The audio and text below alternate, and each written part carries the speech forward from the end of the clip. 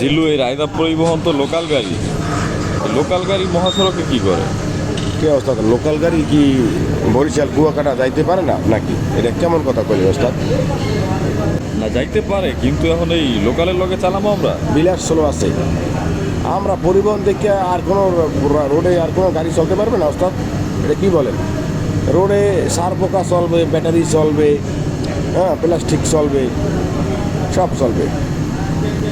বিলাসের ড্রাইভারের অবস্থাটা দেখ।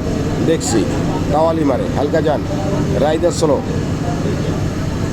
এই বাউলি মাইরা যদি কন্ট্রোল করতে না পারে, তখন হলো বিপদের সম্মুখীন হইতে হয়।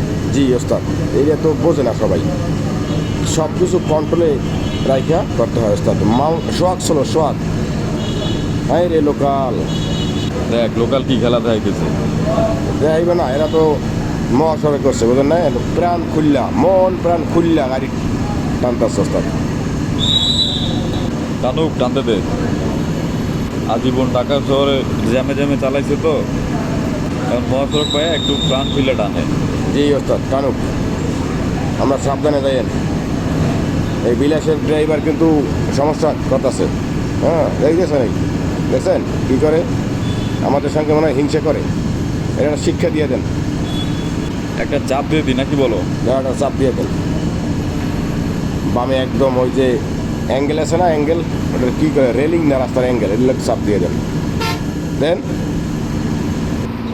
ডাইনে এত জায়গা থাকতে বাম পাশ থেকে ওভারটেক করা লাগবো কেন?